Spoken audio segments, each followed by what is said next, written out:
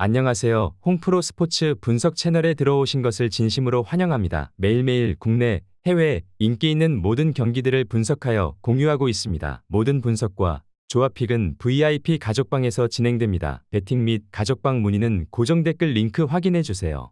9월 24일 해외 축구 6경기 분석 시작하겠습니다. 첫 번째로 사수올로 대 유벤투스 경기 알아보겠습니다. 먼저 사수올로는 닭공으로 유명했던 적이 있었지만 지난 시즌부터 중앙의 힘이 떨어지면서 기복이 심해진 상황이다.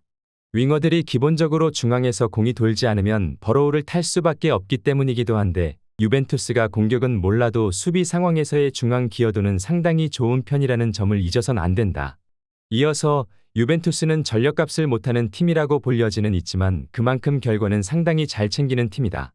물론 지난 경기처럼 라치오를 상대로 3골을 넣는 투톱의 활약이 꾸준하지 못하다는 점이 단점이나 중원과 센터백 3명을 두고 지지 않는 팀을 만드는 데는 상당히 능한 팀이다.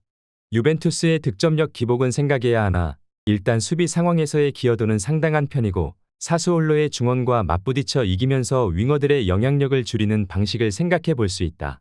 물론 공격 상황에서는 개인 투톱의 기량에 의존하면서 유벤투스도 공격력을 장담까지는 하기 어려워 보인다. 저득점 경기가 예상되기에 언더 또는 유벤투스 승리를 추천합니다. 두 번째로 브렌트포드 대 에버턴 FC 경기 알아보겠습니다. 먼저 브렌트포드는 아무리 홈에서 강하다고는 하지만 이런 득점력이 유지된다면 얻을 수 있는 것은 무승부 이상이 되기 어렵다. 토트넘과 풀럼전에서는 득점력이 반짝하기는 했지만 이제는 도박 혐의로 긴 출장 정지를 받은 토니의 빈자리를 상당히 느끼고 있다고 볼 수 있을 것이다. 이어서 에버튼은 지난 경기에서는 필드골을 허용하지 않는 등 아스날을 상대로 할 수 있는 6탄 방어는 잘했다.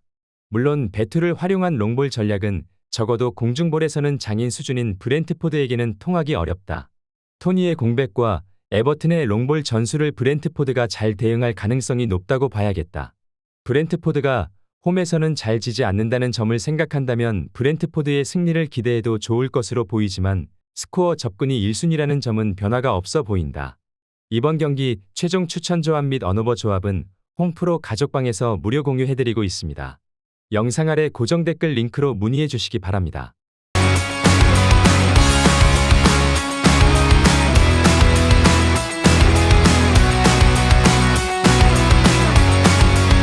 세 번째로 바르셀로나 대 셀타비고 경기 알아보겠습니다.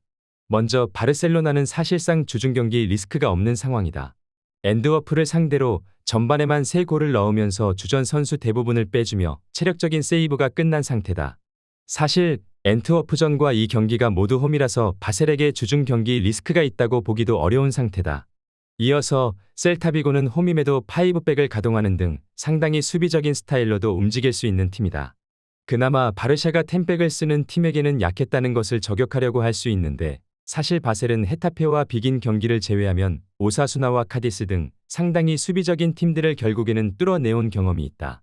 일단 바르샤는 지난 경기 주전들의 체력도 아꼈고 최근에는 수비적인 기조로 움직이는 팀들도 잘 공략해온 편이다.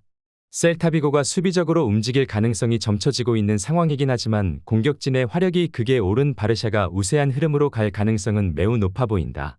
저득점 경기가 예상되기에 언더 또는 바르셀로나 승리를 추천합니다. 네 번째로 베르더 브레멘 대 쾰른 경기 알아보겠습니다. 먼저 브레멘은 쾰른을 상대로 할 때에 공중볼 약점이 있어 실점 가능성이 있는 편이다.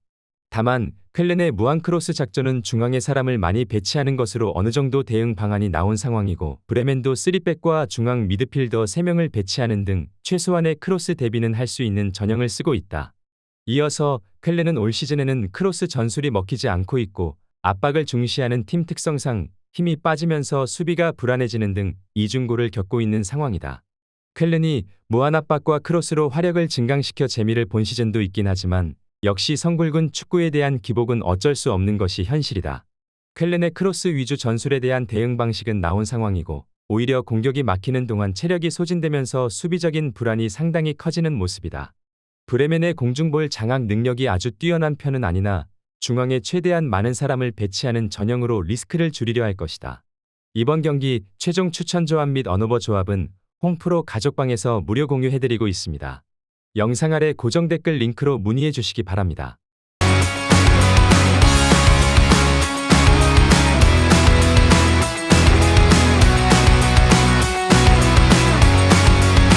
다섯 번째로 라치오 대 AC 몬차 경기 알아보겠습니다.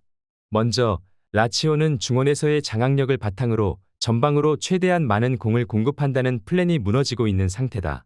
임모빌레가 두 경기 연속으로 30회 미만의 터치를 기록하는 모습인데 결국 카달리의 수비적인 부분을 커버해야 할 양 메잘라들이 경합 상황에서 부진한 것이 공격진에도 직격탄을 맞게 한 것으로 봐야 할 듯하다. 이어서 몬차는 공격력은 여전히 아쉬운 상황이나 지난 경기에서도 한 명의 퇴장에도 6할이 넘는 점유율을 가져가는 등 중앙 코어의 단단함은 아주 훌륭한 편이다. 이를 바탕으로 라치오를 상대로 버티는 힘은 꽤 보여줄 수 있을 것으로 보이는 상태다. 일단 지난 시즌에 비해 라치오의 중앙 힘이 약화되며 플랜 자체가 무너지고 있는 상태다. 몬차가 공격진의 힘은 몰라도 중앙을 생각보다 잘 쓰는 팀이라 라치오를 상대로 버티는 힘은 보여줄 수 있겠지만 근소한 차이로 라치오의 손을 들어주고 싶은 것이 사실이다. 저득점 경기가 예상되기에 언더 또는 라치오 승리를 추천합니다. 여섯 번째로 벌리 대 맨체스터 유나이티드 경기 알아보겠습니다. 먼저 벌리는 매우 공세적으로 나서는 플레이 스타일이 경기 초반부터 골이 터지게 하는 데 기여하고 있는 것은 분명해 보인다.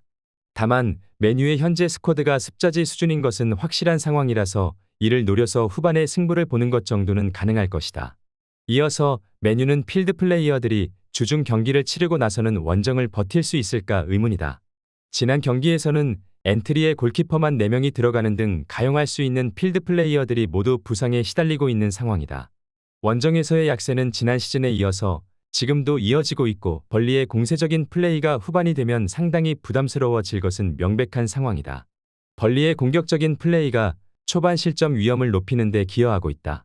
맨유도 습자지 수준의 스쿼드로 인해서 후반의 에너지 레벨이 상당히 떨어지면 약점을 노출할 가능성이 높아 보이는 상황이다. 이번 경기 최종 추천 조합 및 언어버 조합은 홈프로 가족방에서 무료 공유해드리고 있습니다. 영상 아래 고정 댓글 링크로 문의해 주시기 바랍니다.